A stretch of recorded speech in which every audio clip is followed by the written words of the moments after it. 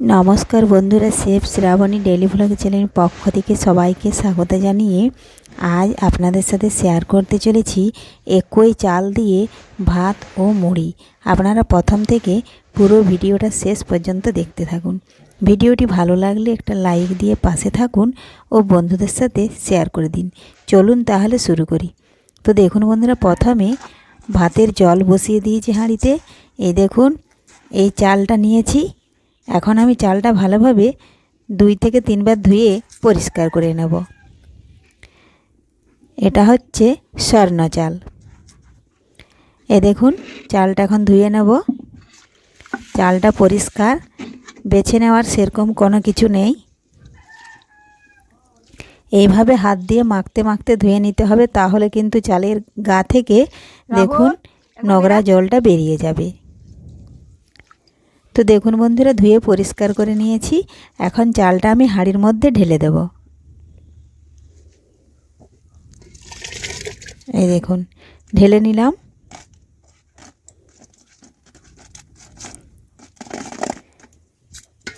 এই দেখুন, ঢেলে নিয়ে এখন এদিকে ভাতটা হতে থাক। আর আমি এদিকে দেখুন ওই একই রকম চালটাই নিয়েছি। এই দেখুন, পায়ে মাপ করে 1 পায়ে নিলাম। এখন এই চালটা দেখুন ভালোভাবে ধুয়ে পরিষ্কার করে নেব। তো তার আগে চালটা একটু চালিয়ে নেব, কারণ বালি কাঁকড় থাকতে পারে।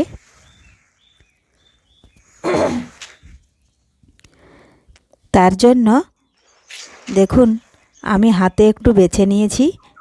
এই যে সাদা সাদা 2-1টা ফুটে ফুটে চাল দেখা যাচ্ছে, ওগুলো কিন্তু আমি ফেলে দেব।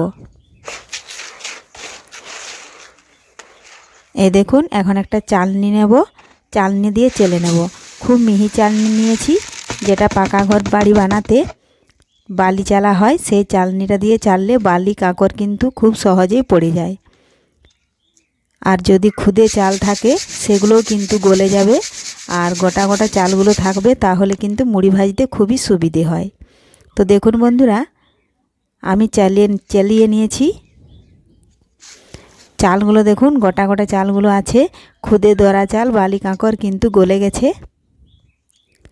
তার আগে যদি কোনো বন্ধু আমার চ্যানেলে নতুন হয়ে থাকেন, চ্যানেলটি সাবস্ক্রাইব করে বেল আইকন হলে সেট করে দিন সবার প্রথমে আমার রেসিপি পেতে।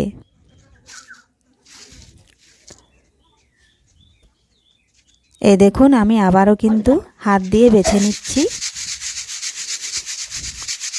আর এই দেখুন, সমস্ত চালগুলোই আমি চেলে নিয়েছি।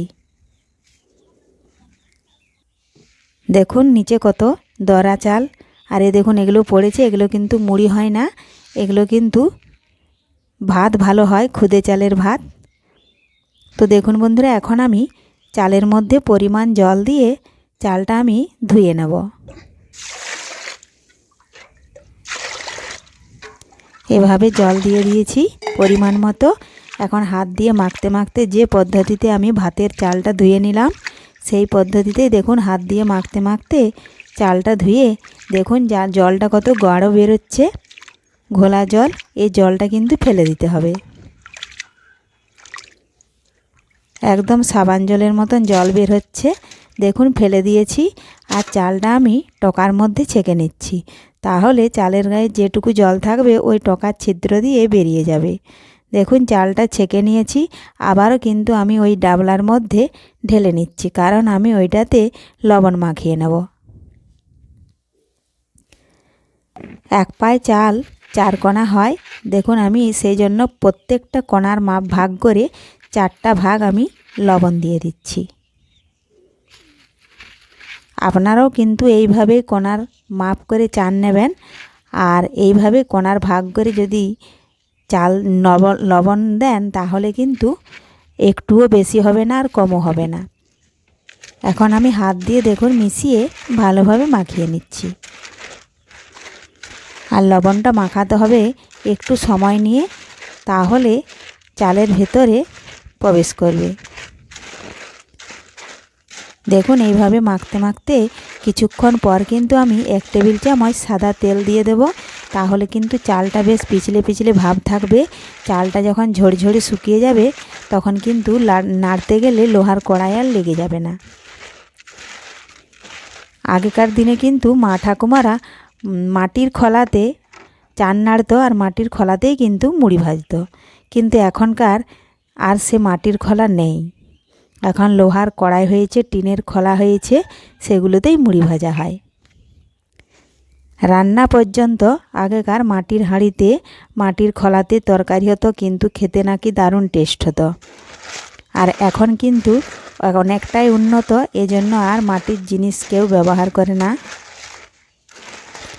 তো দেখুন বন্ধুরা, সামান্য পরিমাণে তেল দিয়েছিলাম, তেলটাও ভালোভাবে চালের সাথে মিশিয়ে নিলাম এভাবে মাখতে মাখতে।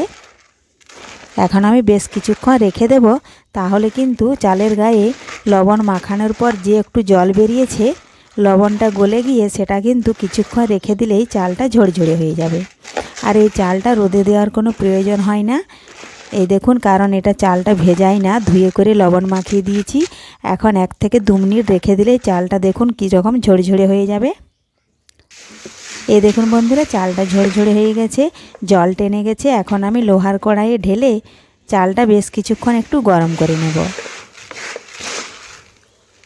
আপনারা যদি কেউ সঙ্গে সঙ্গে না ভেজে থাকেন তাহলে একদিন চটের উপরে মেলে রেখে দিতেও পারেন, তাহলেও কিন্তু ভালো হয়। তো দেখুন আমি লোহার কড়াইয়ে ঢেলে নিয়েছি, আর এখন বেশ কিছুক্ষণ হালকা আঁচে একটু নাড়াচাড়া করে নেব, চালটা যাতে ভালোভাবে গরম হয়ে যায়। এই দেখুন এইভাবে নাড়তে হবে। আর আমি কিন্তু মুড়িটা ভাজছি একদম মাটির উনুনে কাঠের জাল দিয়ে।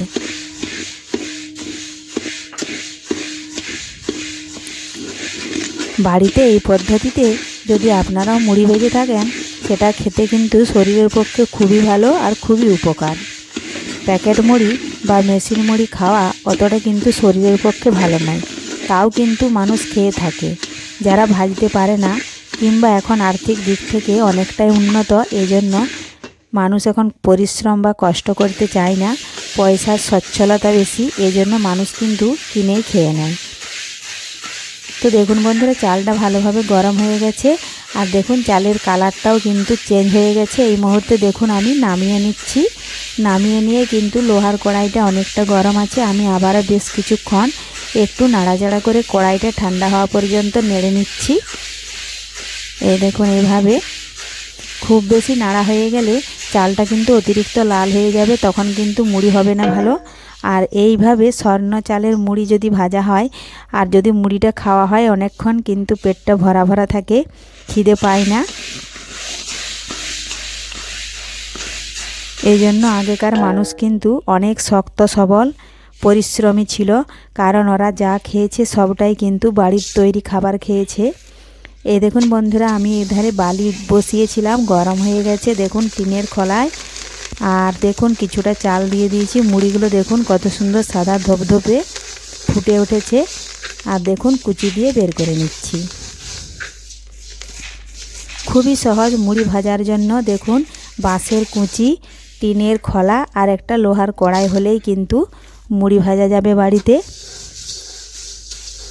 আর একবার যদি মুড়ি ভাজা কেউ শিখে গেছেন এই পদ্ধতিতে, তাহলে তার কিন্তু আর কেনা মুড়ি তার কিন্তু আর ভালো লাগবে না, এইভাবে কিন্তু বাড়িতেই ভেজে খেতে ইচ্ছে করবে।